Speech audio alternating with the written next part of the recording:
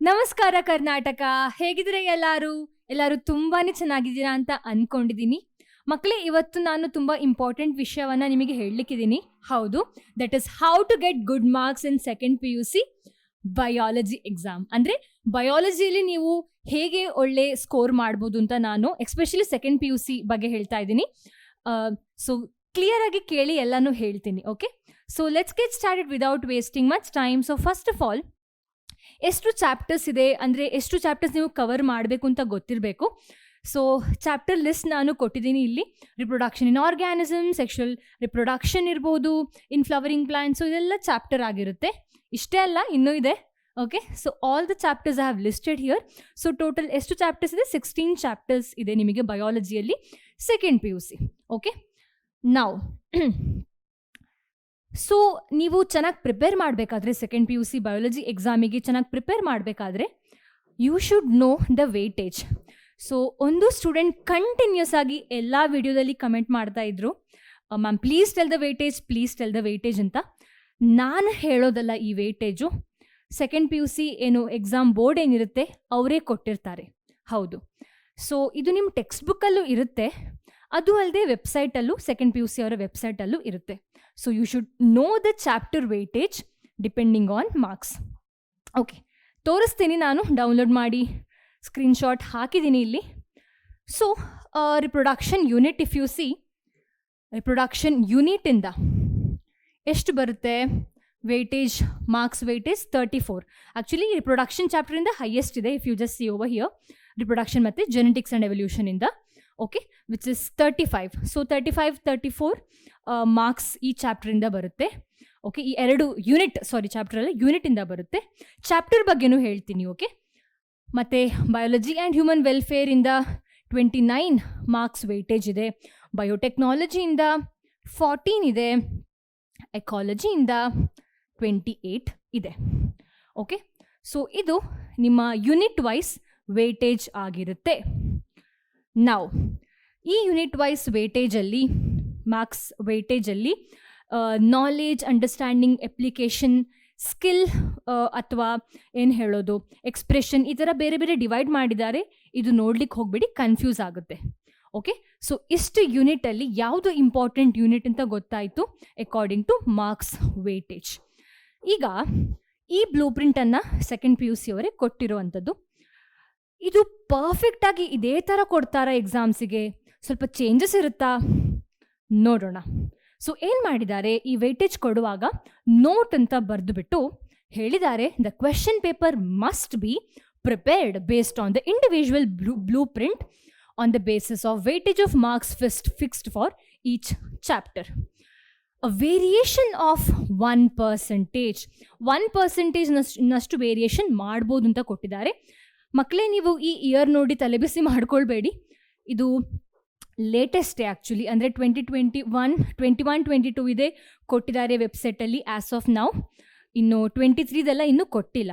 So consider this only as of now. So variation ಇರಬಹುದು ಅಂತ ಕೊಟ್ಟಿದ್ದಾರೆ, ಮಾಡಬಹುದು ಜಸ್ಟ್ 1% ನಷ್ಟು ಅಂತ. ಅಂದರೆ 1 mark per unit or chapter ಸ್ವಲ್ಪ ವೇರಿಯೇಷನ್ಸ್ ಮಾಡ್ಬೋದು ಅಂತ ಕೊಟ್ಟಿದ್ದಾರೆ. ಸೊ ಇದೆಲ್ಲ ಬೇರೆ ಯಾರು ಕ್ವೆಶ್ಚನ್ ಪೇಪರ್ ಯಾರು ಮಾಡ್ತಾರೆ ಅವರಿಗೆ ಅಪ್ಲಿಕೇಬಲ್ ಆಗಿರುವಂತಹ ಕೆಲವು ಪಾಯಿಂಟ್ಸ್ ಕೊಟ್ಟಿದ್ದಾರೆ. ಸೊ ಅದೆಲ್ಲ ನಿಮಗೆ ಅಗತ್ಯ ಇಲ್ಲ ಅಂತ ಅಂದ್ಕೊಂಡಿದ್ದೀನಿ. ಸೊ ಇದೆಲ್ಲ ವೆಬ್ಸೈಟಲ್ಲಿ ನೋಟ್ ಅಂತ ಬರೆದುಬಿಟ್ಟು ಇದೆಲ್ಲ ಕೊಟ್ಟಿದ್ದಾರೆ. ಓಕೆ, ಸೊ ಎಷ್ಟೆಷ್ಟು ಮಾರ್ಕ್ಸ್ ಡಿಸ್ಟ್ರಿಬ್ಯೂಷನ್, ಅಂದರೆ ಎಷ್ಟು ಮಾರ್ಕ್ಸಿನ ಕ್ವೆಶ್ಚನ್ಸ್ ಎಲ್ಲ ಬರುತ್ತೆ ಅಂತ ಗೊತ್ತಲ್ವಾ? 1 ಮಾರ್ಕ್, 2 ಮಾರ್ಕ್, 3 ಮಾರ್ಕ್ಸ್, 5 ಮಾರ್ಕ್ ಅಂತ. ಸೊ ಅದೆಲ್ಲ ಗೊತ್ತಿರೋವಂಥದ್ದೇ. ನಾವು coming to chapter wise marks distribution and weightage. ಇದು ವೆಬ್ಸೈಟಿಂದನೇ ಸಿಕ್ಕಿರೋದು. ಹೇಗೆ ಹೋಗಬೇಕು, ಎಲ್ಲಿ ಹೋಗಬೇಕು ವೆಬ್ಸೈಟಲ್ಲಿ ಅಂತಲೂ ಹೇಳ್ತೀನಿ. ನಾವು ರಿಪ್ರೊಡಕ್ಷನ್ ಚಾಪ್ಟರನ್ನು ನೋಡಿದ್ರೆ, ನೀವು ಇದು ಯೂನಿಟನ್ನು ನೋಡಿದ್ರೆ 4 ಚಾಪ್ಟರ್ ಇದೆ ಈ ಯೂನಿಟಲ್ಲಿ. So if you just see, ಈ 2 ಚಾಪ್ಟರ್ ಹ್ಯೂಮನ್ ರಿಪ್ರೊಡಕ್ಷನ್ ಮತ್ತು sexual reproduction in flowering plants ಸ್ವಲ್ಪ ಜಾಸ್ತಿನೇ ಇಂಪಾರ್ಟೆಂಟ್ ಆಗಿರುತ್ತೆ. Okay, so reproduction in organisms ಇಂದ 6 ಮಾರ್ಕ್ಸ್ ಕ್ವೆಶ್ಚನ್ ಬರ್ಬೋದು. 12 ಮಾರ್ಕ್ಸ್ ಕ್ವೆಶ್ಚನ್ ನಮ್ಮ ಸೆಕ್ಷುವಲ್ ರಿಪ್ರೊಡಕ್ಷನ್ ಇನ್ ಫ್ಲವರಿಂಗ್ ಪ್ಲಾಂಟ್ಸಿಂದ ಬರ್ಬೋದು. 10 ಮಾರ್ಕ್ಸ್ ಕ್ವೆಶ್ಚನ್ ಹ್ಯೂಮನ್ ರಿಪ್ರೊಡಕ್ಷನಿಂದ ಬರ್ಬೋದು. 6 ಮಾರ್ಕ್ಸ್ ರಿಪ್ರೊಡಕ್ಟಿವ್ ಹೆಲ್ತಿಂದ ಬರಬಹುದು. ಓಕೆ, ಅದು ಬಿಟ್ಟರೆ genetics and evolution if you C 3 chapter ಇದೆ ಇಲ್ಲಿ. Principles of inheritance and variation ಇಂದ 14 ಮಾರ್ಕ್ಸ್ ಕ್ವೆಶನ್ ಬರ್ಬೋದು. ಅದೇ ಥರ ಮಾಲಿಕ್ಯುಲರ್ ಬೇಸ್ ಆಫ್ ಇನ್ಹೆರಿಟೆನ್ಸ್ ಇಂದ 14 ಬರ್ಬೋದು. 7 ಮಾರ್ಕ್ಸ್ ಕ್ವೆಶನ್ ಎವಲ್ಯೂಷನ್ ಇಂದ ಬರ್ಬೋದು. ಹಾಗೆ next unit biology in and human welfare ನೋಡಿದ್ರೆ ಹ್ಯೂಮನ್ ಹೆಲ್ತ್ ಆ್ಯಂಡ್ ಡಿಸೀಸ್ ಇಂದ 12 ಮಾರ್ಕ್ಸ್ನಷ್ಟು ಕ್ವೆಶನ್ ಬರಬಹುದು. ಸ್ಟ್ರಾಟಜೀಸ್ ಇಂದ 10 ಬರ್ಬೋದು. 7 ಮಾರ್ಕ್ಸ್ನಷ್ಟು ಮೈಕ್ರೋಬ್ಸ್ ಇನ್ ಹ್ಯೂಮನ್ ವೆಲ್ಫೇರ್ ಇಂದ ಬರಬಹುದು. ಸರಿಯಾಗಿ ಕಾಣಿಸ್ತಾ ಇಲ್ಲ ಅಲ್ವಾ? ನಾನು ಹೇಳ್ತೀನಿ, you yourself can download from the website. ಬಯೋಟೆಕ್ನಾಲಜಿಯಲ್ಲಿ 2 ಚಾಪ್ಟರ್ ಇದೆ. ಒಂದು ಪ್ರಿನ್ಸಿಪಲ್ಸ್ ಆ್ಯಂಡ್ ಪ್ರೊಸೆಸಸ್, ಇನ್ನೊಂದು ಅಪ್ಲಿಕೇಶನ್. 8 ಮಾರ್ಕ್ಸ್ ಮತ್ತು 6 ಮಾರ್ಕ್ಸ್ ಈಚ್ ಈ 2 ಚಾಪ್ಟರಿಂದ ಬರಬಹುದು. ಓಕೆ, ಇದು ಬಿಟ್ಟರೆ ಲಾಸ್ಟ್ ಚಾಪ್ಟರು, ಅದು ಲಾಸ್ಟ್ ಯೂನಿಟ್, ಅದು ಎಕಾಲಜಿ. ಇಲ್ಲಿ 4 ಚಾಪ್ಟರ್ ಇದೆ, ಈಸಿ ಚಾಪ್ಟರ್ ಇದೆ. ಇದರಿಂದ 8 ಮಾರ್ಕ್ಸ್ 4 ಮಾರ್ಕ್ಸ್ 8 ಮಾರ್ಕ್ಸ್ ಈ ಥರ ಈ 4 ಚಾಪ್ಟರಿಂದ ಬರಬಹುದು. ಈಗ ಹೇಗೆ ನಾನು ಈ ಏನು ಹೇಳೋದು ಡೌನ್ಲೋಡ್ ಮಾಡಿದೆ ಅಂತ ಕೇಳ್ತಾ ಇದ್ದೀರಾ? ಇಲ್ಲಿ ನೋಡಿ. ಸೊ PUE.karnataka.gov.in ಈ ವೆಬ್ಸೈಟಿಗೆ ಹೋಗಿ ಕ್ಲಿಕ್ ಮಾಡಿದ್ರೆ ಈ ಥರ ಪೇಜ್ ಬರುತ್ತೆ. ಈ ಥರ ಪೇಜಲ್ಲಿ ವಿದ್ಯಾರ್ಥಿಗಳ ಅಂಕಣ ಅಂತ ಒಂದು ಬರುತ್ತೆ. ಸಿಬ್ಬಂದಿಗಳ ಅಂಕಣ ಅಲ್ಲ, ವಿದ್ಯಾರ್ಥಿಗಳ ಅಂಕಣ. ಈ ವಿದ್ಯಾರ್ಥಿಗಳ ಅಂಕಣದಲ್ಲಿ ಹೋದರೆ ಕ್ಲಿಕ್ ಮಾಡಿದ್ರೆ MPQ ಬ್ಲೂ ಪ್ರಿಂಟ್ ಅಂತ ಬರುತ್ತೆ. ಅದನ್ನು ಓಪನ್ ಮಾಡಿ ಡೌನ್ಲೋಡ್ ಮಾಡಿ. ಓಕೆ, ಆಗ ನಾನೇನೆಲ್ಲ ಈಗ ಹೇಳಿದೆ ಅದು ನಿಮಗೆ ಕಾಣಿಸೋಕ್ಕೆ ಸಿಗುತ್ತೆ. You yourself can go through. ಅರ್ಥ ಆಯ್ತಾ? ಸೊ ಈಗ ನೀವೇನು ಮಕ್ಕಳು ಕೇಳ್ತಾ ಇದ್ದೀರಿ ವೇಟೇಜ್ ಬಗ್ಗೆ, ಮಾರ್ಕ್ಸ್ ವೇಟೇಜ್ ಬಗ್ಗೆ, ಅದು ಬ್ಲೂ ಪ್ರಿಂಟಲ್ಲಿ ಇರೋವಂಥದ್ದು. ಓಕೆ, ನಮ್ಮ ಇವರು PU ಬೋರ್ಡೇ ಕೊಟ್ಟಿರೋವಂಥದ್ದು. ಈಗ ಹೇಗಪ್ಪ ಒಳ್ಳೆ ಮಾರ್ಕ್ಸ್ ಹೇಗೆ ಸ್ಕೋರ್ ಮಾಡೋದು ಸೆಕೆಂಡ್ PUCಯಲ್ಲಿ ಅಲ್ವಾ? ಹೇಳ್ತೀನಿ. ಸೊ ಫಸ್ಟ್ ಆಫ್ ಆಲ್ ಈ ವೇಟೇಜನ್ನು ಕರೆಕ್ಟಾಗಿ ಅರ್ಥ ಮಾಡ್ಕೊಂಡಿರಬೇಕು. ಯಾವ ಚಾಪ್ಟರಿಂದ ಎಷ್ಟು ಮಾರ್ಕ್ಸ್ ಅಂದರೆ ಯಾವ ಚಾಪ್ಟರಿಗೆ ಜಾಸ್ತಿ ಇಂಪಾರ್ಟೆನ್ಸ್ ಕೊಡಬೇಕು ಅಂತ ಗೊತ್ತಿರಬೇಕು. ಸೊ ಅದು ಆಲ್ರೆಡಿ ನೀವು ನೋಡಿದ್ದೀರಿ, ಈಗ ನಾನು ಹೇಳಿದ್ದೀನಿ ಅಲ್ವಾ? ಮಾರ್ಕ್ಸನ್ನು ಟೋಟಲ್ ಮಾಡಿ ಯಾವ ಯೂನಿಟಿಗೆ ಜಾಸ್ತಿ ಇಂಪಾರ್ಟೆನ್ಸ್ ಅಂತ ನೋಡಿ, ಅದಲ್ಲದೆ ಅದು ಬಿಟ್ಟರೆ ಯಾವ ಚಾಪ್ಟರಿಗೆ ಜಾಸ್ತಿ ಇಂಪಾರ್ಟೆನ್ಸನ್ನು ಅಂತ ನೋಡಿ. ಆದರೆ ನೀವು ಫುಲ್ ಮಾರ್ಕ್ಸ್ ಬೇಕು ಅಂತಂದರೆ, ಬೋರ್ಡ್ ಎಕ್ಸಾಮಲ್ಲಿ ಬಯಾಲಜಿಯಲ್ಲಿ ಫುಲ್ ಮಾರ್ಕ್ಸ್ ಬೇಕು ಅಂತಾದರೆ, you have to study all the chapter by giving equal importance. Okay, now note down the important and most repeated diagrams, cycles, graphs, pathway of past 5 to 10 years. Okay, ನಾನು 5 to 10 years ಅಂತ ಬರಿತೀನಿ ಇಲ್ಲಿ. 5 ಕಮ್ಮಿ ಅಂದರೆ minimum 5 years ಅಂತೂ ನೀವು ತಗೊಳ್ಳೇಬೇಕು, consider ಮಾಡಲೇಬೇಕು. ಯಾಕಂದರೆ ಇದು ಮೋಸ್ಟ್ ರೀಸೆಂಟ್ 5 years ನಾನು ಮಾತಾಡ್ತಾ ಇರೋದು. ಈಗ ಅದರನ್ನು ಹೇಳ್ತೀನಿ ಯಾವುದೆಲ್ಲ ಗ್ರಾಫ್ಸ್ ಇಂಪಾರ್ಟೆಂಟ್, ಯಾವುದೆಲ್ಲ ಡಯಾಗ್ರಾಮ್ಸ್ ಇಂಪಾರ್ಟೆಂಟ್ ಅಂತ. ನಾವು ಯಾಕೆ ನಾನು ಫಸ್ಟ್ ಡಯಾಗ್ರಾಮ್, ಸೈಕಲ್ಸ್, ಗ್ರಾಫ್ಸ್, ಪಾತ್ವೆಗೆ ಇಂಪಾರ್ಟೆನ್ಸ್ ಕೊಡ್ತಾ ಇದ್ದೀನಿ ಅಂದರೆ, ನಾವೇನು ಮಾಡ್ತೀವಂದರೆ ಹೆಚ್ಚಾಗಿ ಚಿಕ್ಕ ಡಯಾಗ್ರಾಮನ್ನು, ಚಿಕ್ಕ ಗ್ರಾಫ್ಸನ್ನು ನಾವು ಇಗ್ನೋರ್ ಮಾಡ್ತೀವಿ ಅಲ್ವಾ? ಥಿಂಕಿಂಗ್ ದ್ಯಾಟ್ ಇದು ಮೇ ಬಿ ಬರಲ್ಲ, ಇದು ಗ್ರಾಫ್ ಬರಲ್ಲ, ಇದು ಡಯಾಗ್ರಾಮ್ ಬರಲ್ಲ, ಇದು ಬರೋದೇ ಇಲ್ಲ ಅಂತ. ಸೊ ಈ ಥರ ನೀವು ನಿಮ್ಮಷ್ಟಕ್ಕೆ ಕೂತ್ಕೊಂಡು ಇಗ್ನೋರ್ ಮಾಡೋ ಬದಲು, if you go through past 5 to 10 years question paper, ನಿಮಗೆ ಗೊತ್ತಾಗುತ್ತೆ ಯಾವುದು ತುಂಬಾ ರಿಪೀಟ್ ಆಗ್ತಾ ಇದೆ ಅಂತ. ಏನು ಗೊತ್ತಾ, ಈ ಪಾಸ್ಟ್ 5 yearsಯಿಂದ ಹ್ಯೂಮನ್ ಪ್ರೊಡಕ್ಷನ್ ಚಾಪ್ಟರಲ್ಲಿ mammary gland, male productive structure, female productive structure ಸಿಕ್ಕಾಪಟ್ಟೆ ರಿಪೀಟ್ ಆಗ್ತಾ ಇದೆ. ಸೊ ಅದು ಪಕ್ಕಾ ಆ ಕ್ವೆಶ್ಚನ್ ಬಂದೇ ಬರುತ್ತೆ. ಸೊ ಈ ಥರ ನೀವು ಪಾಸ್ಟ್ 10 years ಕ್ವೆಶ್ಚನ್ ಪೇಪರನ್ನು ತಗೊಂಡು ಮಾಡೆಲ್ ಕ್ವೆಶ್ಚನ್ ಪೇಪರ್ ಸಿಕ್ಕಿದ್ರೆ ಅದು ಒಳ್ಳೆಯದು. ಗೋ ಥ್ರೂ ನೋಡಿ ಯಾವುದೆಲ್ಲ ಇಂಪಾರ್ಟೆಂಟ್ ಡಯಾಗ್ರಾಮ್ಸ್ ಅಂತ ಟಿಕ್ ಮಾಡಿ ನಿಮ್ಮ ಟೆಕ್ಸ್ಟ್ ಬುಕ್ಕಲ್ಲಿ. ಓಕೆ, ಸೈಕಲ್ಸ್ ಇರ್ಬೋದು, ಪಾತ್ವೇಸ್ ಇರ್ಬೋದು, ಈ ಥರ ನೋಡಿ. ನಿಮ್ಮ ಕೈಯಿಂದ ಆಗಲೇ ಇಲ್ಲ ಅಂತ ಆದರೆ ನಾನು ಸ್ವಲ್ಪ ಗೋ ಥ್ರೂ ಮಾಡಿ ನಾನು ಮಾಡಿದ್ದೀನಿ ಈ ಥರ. So sexual production in flowering ಪ್ಲಾಂಟ್ಸಿಂದ ಎಂಬ್ರಿಯೋ ಸ್ಯಾಕ್ ರಿಪೀಟ್ ಆಗಿ ಬರ್ತಾ ಇದೆ. ಓಕೆ, ಎಂಬ್ರಿಯೋ ಸ್ಯಾಕ್ ಇರ್ಬೋದು, ಅಥವಾ dissection of anther, pollen, embryo development, ಇದು ಸ್ವಲ್ಪ ಟೈಮ್ ಬಂದಿದೆ. ಓಕೆ, ಸೊ ಈ ಚಾಪ್ಟರಿಂದ ಈ ಡಯಾಗ್ರಾಮ್ಸ್ ತುಂಬಾ ಇಂಪಾರ್ಟೆಂಟ್ ಆಗಿರುತ್ತೆ. ನೆಕ್ಸ್ಟ್ ಹ್ಯೂಮನ್ ಪ್ರೊಡಕ್ಷನಿಂದ ನಾನೀಗಷ್ಟೇ ಎಕ್ಸಾಂಪಲ್ ಕೊಟ್ಟೆ. ಮೇಲ್ ಫಿಮೇಲ್ ರಿಪ್ರೊಡಕ್ಟಿವ್ ಸಿಸ್ಟಮ್ ಏನಿದೆ ಅದು ಇಂಪಾರ್ಟೆಂಟ್ ಆಗಿರುತ್ತೆ. ಅದು ಬಿಟ್ಟರೆ ಮ್ಯಾಮರಿ ಗ್ಲ್ಯಾಂಡ್ಸ ಇಂಪಾರ್ಟೆಂಟ್ ಆಗಿರುತ್ತೆ, ಬಿಕಾಸ್ ಇಟ್ ರಿಪೀಟ್ ಆಗಿ ಬರ್ತಾ ಇದೆ ಈ diagrams. Okay, next chapter principles of inheritance and variation. ಈ ಚಾಪ್ಟರಿಂದ ಮೋನೋಹೈಬ್ರಿಡ್, ಡೈಹೈಬ್ರಿಡ್, ಈ ಪನೆಟ್ ಸ್ಕ್ವೇರ್ಸ್ ಏನೆಲ್ಲ ಇದೆ ಅದನ್ನು ಸರಿಯಾಗಿ ತಿಳ್ಕೊಳ್ಳಿ. ಬಿಕಾಸ್ ಅವರು ಎಕ್ಸ್ಪ್ಲೇನ್ ಮಾಡೋಕ್ಕೆ ಹೇಳ್ತಾರೆ 5 ಮಾರ್ಕ್ಸ್ ಕ್ವೆಶನಲ್ಲಿ. ಸೊ ಆಗ ನೀವು ಮೋನೋಹೈಬ್ರಿಡ್, ಡೈಹೈಬ್ರಿಡ್, ಕ್ರಾಸ್, ಇದು ಏನು ಪನೆಟ್ ಸ್ಕ್ವೇರ್ ಇದೆ ಅದು ಬರಿಬೇಕಾಗುತ್ತೆ. ಟೆಸ್ಟ್ ಕ್ರಾಸ್ ಇರ್ಬೋದು, ಬ್ಯಾಕ್ ಕ್ರಾಸ್ ಇರ್ಬೋದು, ಇದೆಲ್ಲ ಕರೆಕ್ಟಾಗಿ ಗೊತ್ತಿರಬೇಕು ಮಾಡೋಕ್ಕೆ. ಇದನ್ನು ನೀವು ಬರೆದು ಮಾಡಿ ಕಲಿಬೇಕು, ನೋಡಿ ಕಲಿಯೋದಲ್ಲ. ಓಕೆ, ರೀಡ್ ಮಾಡಿ ಕಲಿಯೋದಲ್ಲ, ನೀವು ಮಾಡಿ ಕಲಿಬೇಕಾಗುತ್ತೆ ಡಯಾಗ್ರಾಮ್ ಥರ. ಅದು ಬಿಟ್ಟರೆ ಎವಲ್ಯೂಷನಿಂದ ಮಿಲ್ಲರ್ ಉರ್ರೆ ಎಕ್ಸ್ಪರಿಮೆಂಟ್, ಅದೊಂದು ಸೆಟಪ್ ಇದೆ ಅಲ್ಲ ಇವ್ರದ್ದು, ಅದನ್ನು ನೀವು ಕಲಿಬೇಕು, ಅದು ಇಂಪಾರ್ಟೆಂಟ್ ಆಗಿದೆ. ಮಾಲಿಕ್ಯುಲರ್ ಬೇಸಿಸ್ ಆಫ್ ಇನ್ಹೆರಿಟೆನ್ಸಿಂದ Hershey Chase experiment, Meselson Stahl experiment ಮತ್ತು DNA ಸ್ಟ್ರಕ್ಚರು, ಅದು ಇಂಪಾರ್ಟೆಂಟ್ ಆಗಿದೆ. ಅದು ಬರ್ತಾ ಇದೆ, ರೀಸೆಂಟ್ ಕ್ವೆಶನ್ ಪೇಪರ್ಸಲ್ಲೂ ಇದೆ. ಹ್ಯೂಮನ್ ಹೆಲ್ತ್ ಆ್ಯಂಡ್ ಡಿಸೀಸಲ್ಲಿ antibody structure, plasmodium life cycle, ಅದೇ ಥರ HIV ಹೇಗೆ ನಮಗೆ ಇನ್ಫೆಕ್ಟ್ ಆಗುತ್ತೆ ಅಂದರೆ ಅದೊಂದು ಇದೆ ಅಲ್ವಾ, RNA ರೆಟ್ರೋವೈರಸ್ ಹೇಗೆ RNA ರೆಪ್ಲಿಕೇಟ್ ಮಾಡಿಕೊಂಡು ಮ್ಯಾಕ್ರೋಫೇಜಸ್ಸಲ್ಲಿ ಏನು ವೈರಸ್ ಪರ್ಟಿಕಲನ್ನು ಪ್ರೊಡ್ಯೂಸ್ ಮಾಡುತ್ತೆ, ಅದು ಗೊತ್ತಿರಬೇಕು. ಸೊ ಇದು ನಾನು ಮಾಡಿರೋ ಅಂಥದ್ದು. ಓಕೆ, ನೀವೂ ಇದೇ ಥರ ಮಾಡಬೇಕು. ಅಂದರೆ ಪಾಸ್ಟ್ 10 years ಕ್ವೆಶನ್ ಪೇಪರನ್ನು ಡೌನ್ಲೋಡ್ ಮಾಡಿ ತಗೊಂಡು you have to go through what are the graphs, what are the cycles, what are the diagrams that is getting repeated ಅಂತ. ಬಿಕಾಸ್ ಅದು ರಿಪೀಟ್ ಆದರೆ ಬರುತ್ತೆ ಪುನಃ ಅಂತ ಅರ್ಥ. ಓಕೆ, ಹೆಚ್ಚಾಗಿ ಅದೆಲ್ಲ ಸೇಫರ್ ಸೈಡ್ಗೆ ಮಾಡುವಂಥದ್ದು. ನಾವು ಮೈಕ್ರೋಬ್ಸ್ ಇನ್ ಹ್ಯೂಮನ್ ವೆಲ್ಫೇರಿಂದ ಬಯೋಗ್ಯಾಸ್ ಬರ್ತಾ ಇದೆ. ಬಯೋಟೆಕ್ನಾಲಜಿ ಆ್ಯಂಡ್ ಪ್ರಿನ್ಸಿಪಲ್ಸಿಂದ ರಿಕಾಂಬಿನೆಂಟ್ DNA ಟೆಕ್ನಾಲಜಿಯನ್ನು ನೀವು ಎಕ್ಸ್ಪ್ಲೇನ್ ಮಾಡುವಾಗ ಡಯಾಗ್ರಾಮ್ಸ್ ಎಲ್ಲ ಇದೆ ಅಲ್ವಾ NCERTಯಲ್ಲಿ, ಅದನ್ನು ಮಾಡಬೇಕಾಗುತ್ತೆ. ಅದಲ್ಲದೆ ಈ ಗ್ರೋತ್ ಕರ್ವ್ ಬರ್ತಾ ಇದೆ ಪಾಪ್ಯುಲೇಷನ್ ಚಾಪ್ಟರಿಂದ. ಹಾಗೆ ಎಕೋಸಿಸ್ಟಮಿಂದ pyramids, successions, nutrient cycle, especially phosphorus nutrient cycle ಇದೆ, ಇದು 1-2 ಸಲ ರಿಪೀಟೆಡ್ ಆಗಿ ಬರ್ತಾ ಇದೆ, ಅದು ಪುನಃ ಬರಬಹುದು. ಓಕೆ, ಮತ್ತು ಬಯೋಡೈವರ್ಸಿಟಿ ಆ್ಯಂಡ್ ಕನ್ಸರ್ವೇಷನಿಂದ ಸ್ಪಿಷೀಸ್ ಏರಿಯಾ ರಿಲೇಷನ್ಶಿಪ್ ಗ್ರಾಫ್ ಬರ್ಬೋದು. ಹಾಗೆ ಎನ್ವೈರ್ಮೆಂಟಲ್ ಇಶ್ಯೂಸಿಂದ ಇದು ಅಷ್ಟು ಕಾಮನ್ ಆಗಿಲ್ಲ, ನಾಟ್ ಕಾಮನ್ ಅಂತ ಬರಿತೀನಿ. ಓಕೆ, ಸೊ ಇದು ಇಮೇಜ್ ಏನಿದೆ, ಡಯಾಗ್ರಾಮ್ ಏನಿದೆ ಅದು ಮಾಡಲಿಕ್ಕೆ ಗೊತ್ತಿರಬೇಕು. ಸೊ ಇದು ನಾನು ಲಿಸ್ಟ್ ಮಾಡಿರುವಂಥ ಡಯಾಗ್ರಾಮ್ಸ್. ಸ್ವಲ್ಪ ಪೇಪರ್ಸ್ ಎಲ್ಲ ನೋಡಿಕೊಂಡು ನೀವು ಅದೇ ಥರ ಮಾಡಬೇಕು. ಸೊ ವೆಯ್ಟೇಜ್ ಗೊತ್ತಿರಬೇಕು, ಇಂಪಾರ್ಟೆಂಟ್ ಡಯಾಗ್ರಾಮ್ಸ್ ಯಾವುದಂತ ಗೊತ್ತಿರಬೇಕು.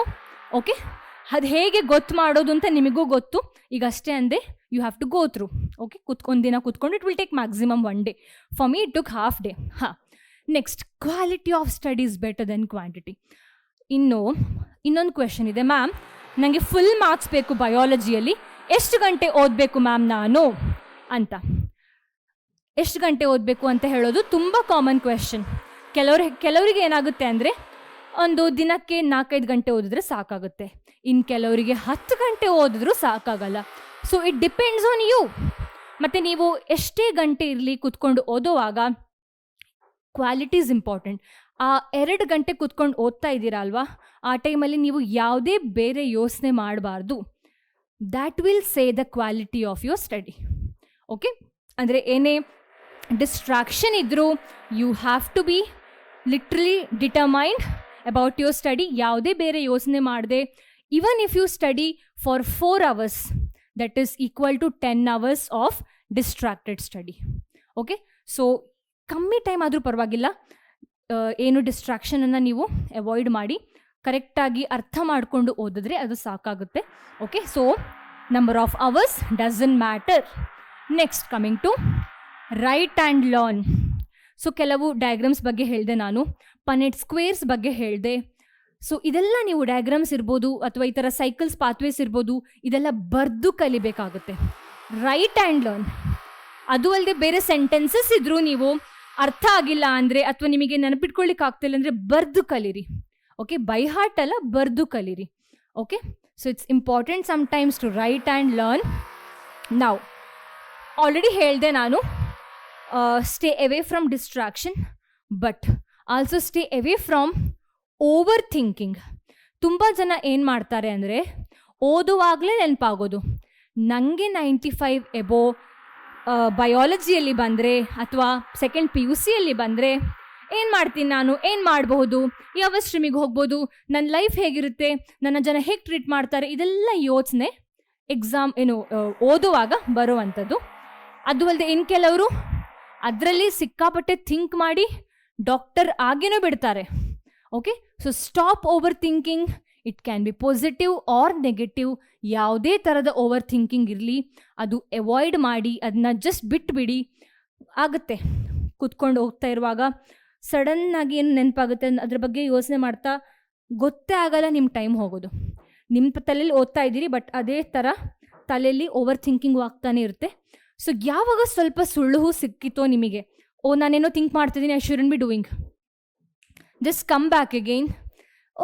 It's just a matter of an year, students. If you are thinking about board exam, if you are thinking about any competitive exam, just 1 year 12th ಸ್ಟ್ಯಾಂಡರ್ಡಲ್ಲಿ ನಿಮ್ಗೆ ಎಲ್ಲ ಈ ಎಕ್ಸಾಮ್ ಲೋಡು ಎಲ್ಲ ಒಮ್ಮೆಗೆ ಬಂದು ಬೀಳುವಂಥದ್ದು.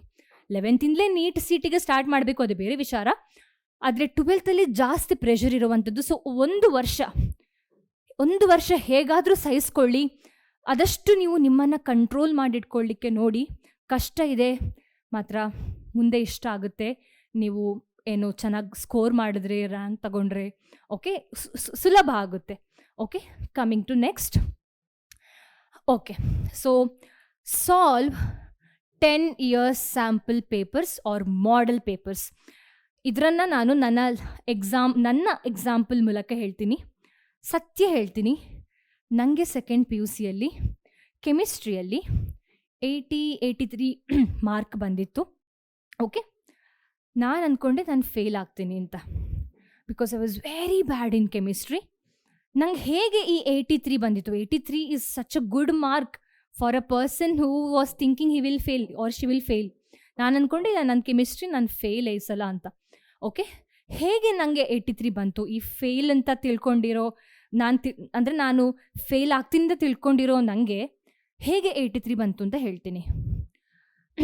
ನನ್ನ ಟೈಮಲ್ಲಿ 2014 ಇರ್ಬೋದೇನೋ, ನನ್ನ ಟೈಮಲ್ಲಿ ಸ್ಟೇಟ್ ಬೋರ್ಡ್ ಏನಿದೆ, PU ಬೋರ್ಡ್ ಏನಿದೆ, ಅವ್ರೇನು ಅನೌನ್ಸ್ ಮಾಡಿದ್ರಂದರೆ ನಿಮ್ಮದು NCERTಗೆ ಟೆಕ್ಸ್ಟ್ ಬುಕ್ ಫ್ರಮ್ ನಾವು ಅಂತ. ಓಕೆ, ಅದ್ರ ಮುಂಚೆ ಸ್ಟೇಟಿಗೆ ಬೇರೆ ಟೆಕ್ಸ್ಟ್ ಬುಕ್ ಇತ್ತು. ಸೊ ನನಗೆ ಪಾಸ್ಟ್ ಇಯರ್ ಕ್ವೆಶನ್ ಪೇಪರ್ಸ್ ನನ್ನ ಕೈಯಲ್ಲಿ ಇರಲಿಲ್ಲ, ಬಿಕಾಸ್ ಅದು ಬೇರೆ ಆಗಿರುತ್ತೆ. ಬಿಕಾಸ್ ಸ್ಟೇಟ್ ಬೋರ್ಡ್ ಬೇರೆ, NCERT ಬೇರೆ ಅಲ್ವಾ. ಅಂದರೆ if you state board and NCERT is different.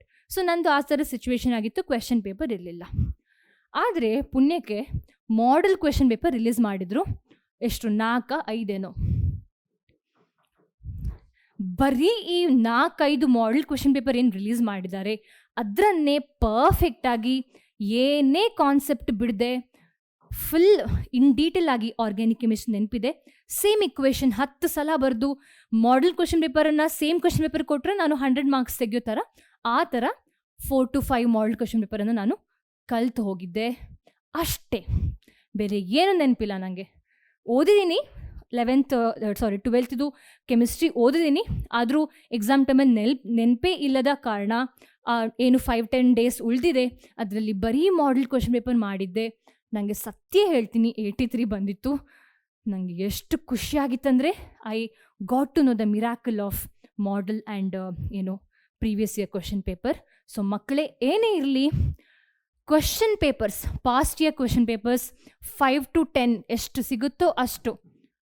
Okay, 5 is minimum and 10 is like average. ಅಷ್ಟು ಕ್ವೆಶನ್ ಪೇಪರ್ಸನ್ನು ಸಾಲ್ವ್ ಮಾಡಿ ಪರ್ಫೆಕ್ಟ್ ಆಗಿರಿ. Because many times questions get repeated questions ಕೇಳ್ತಾ ಇದ್ದಾರೆ PU ಬೋರ್ಡ್ನವರು. Okay, so this is all for today. I hope ನಾನು ಏನೆಲ್ಲ ಹೇಳಿದೆ ಇದು ನಿಮಗೆ ಹೆಲ್ಪ್ಫುಲ್ ಆಗಿತ್ತು ಅಂತ ತಿಳ್ಕೊಂಡಿದ್ದೀನಿ. So we will be meeting in the coming video. Until then, bye.